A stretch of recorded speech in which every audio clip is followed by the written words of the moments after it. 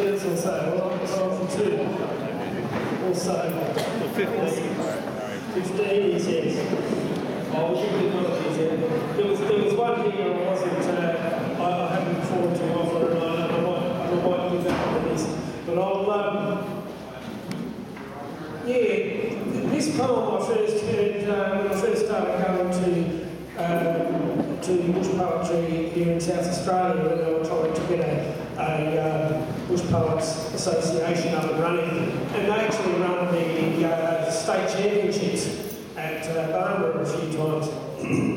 Excuse me. And a couple of blokes from Victoria came over to sort of help us get things up and running.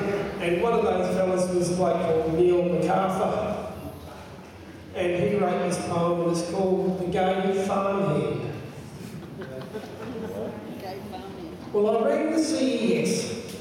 I said, look, slap me up an ad, because I can't run this farm myself, and I need some help real bad.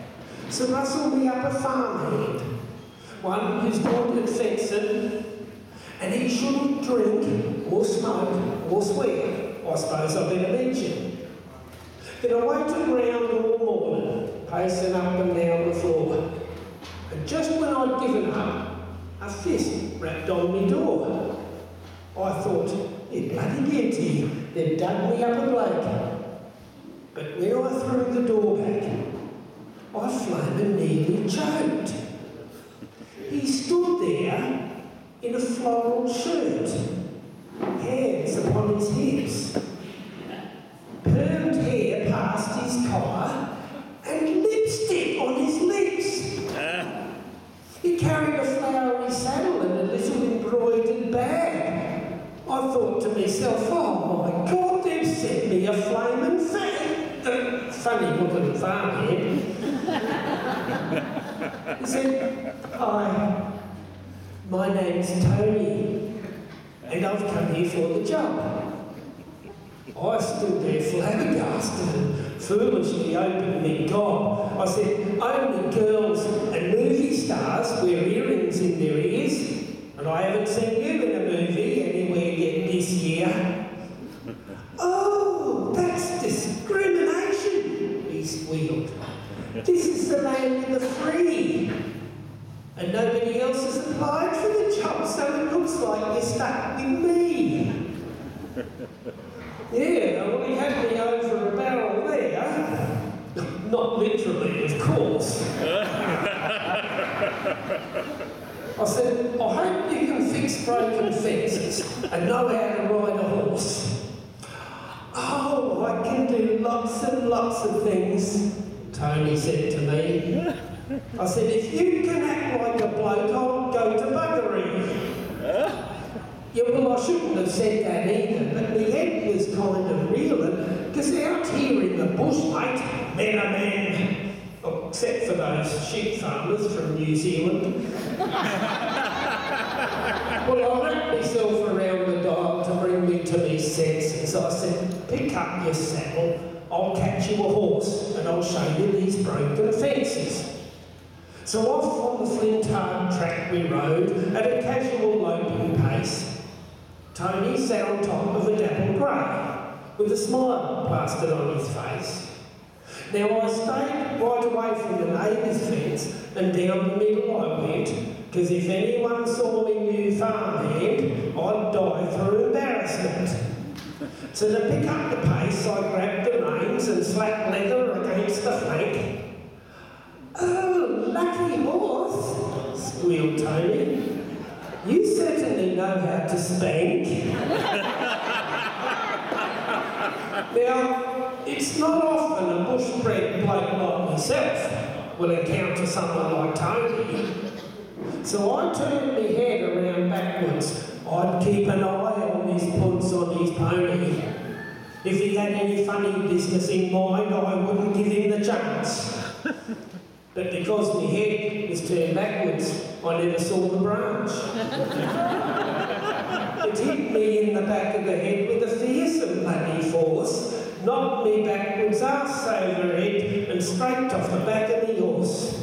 I rolled down this steep decline and down the side I fell. Then Murphy's Law came into play and I fell down the old farm well. Well, I lay there, battered and broken, a bruised and bloodied wreck. I thought, well, the day started off by breaking me pride. I think it finished by breaking me neck. Then I looked to the sunlit rim of the well, only to flame and well see Tony's ugly punsy mug staring down at me. "Oh, you poor dear, are you hurt?" Tony said to me, "Here, grab my leather undies." I said, "You go to buggery." "No, I'm trying to pull you out," he said, and gaily winked his eye. "You're not pulling me nowhere, mate.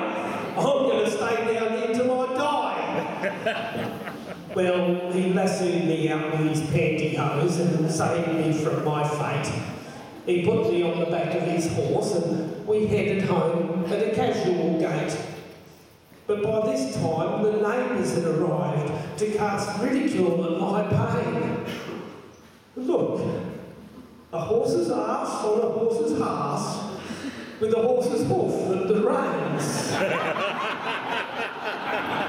Well, he got me home, and on my bed he laid my battered hide. He said, "You just rest, dear, I'll do the chores."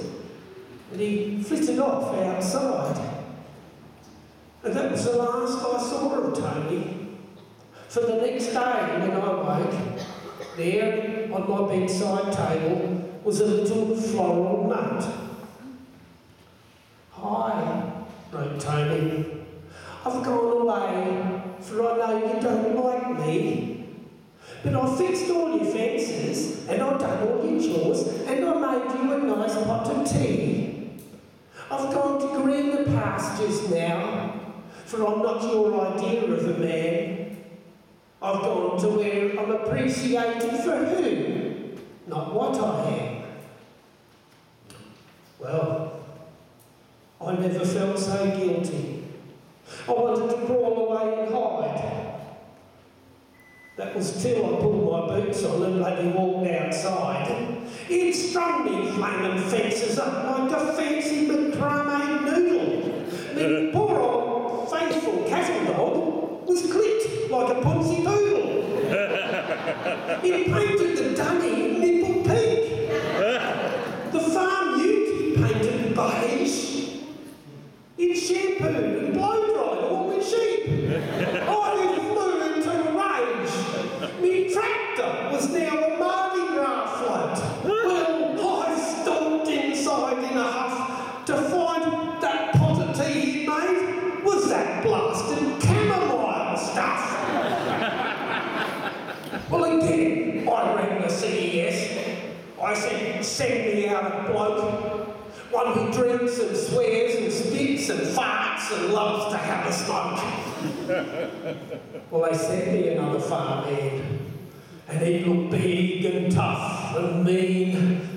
He stood at the door and said to me, "G'day, my name's Eileen."